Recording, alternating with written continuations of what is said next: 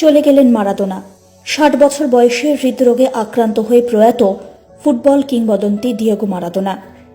সম্প্রতি মারাদোনার মাথায় অস্ত্রোপচার করা হয়েছিল। এরপর যদিও তিনি সুস্থ হয়ে হাসপাতাল থেকে ছাড়া পান, বাড়িতেই রিহ্যাবে ছিলেন তিনি। হাসপাতাল থেকে ছাড়া পাওয়ার কয়েক সপ্তাহের মধ্যেই ফুটবল দুনিয়ায় এই কালো দুঃসংবাদ। দেশের হয়ে সর্বোচ্চ পর্যায়ে ফুটবল বিশ্বকাপ জিতেছেন মারাদোনা। শেষ ৬ মাসে মারাদোনার খারাপ সময়ের মধ্যে দিয়েই যাচ্ছিলেন। ১৯৮৬ বিশ্বকাপ জয়ী মারাদোনা করোনা অতিমারির সময় নিজের বিশ্বকাপ জয়ের জার্সি দান করেছিলেন। এইভাবেই করোনা অতিমারির সময় দ্রুত কাটিয়ে ওঠার বার্তা দিয়েছিলেন ডিয়েগো। ২০২০-তে অবশ্য শেষ পর্যন্ত খারাপ খবর শুনতে হল। ফ্যানেদের কাঁদিয়ে আজ শেষ নিঃশ্বাস ত্যাগ করলেন ফুটবলের রাজপুত্র। ফুটবলের জাদুকর গত ৩০শে অক্টোবর ৬০ বছরে পা দেন।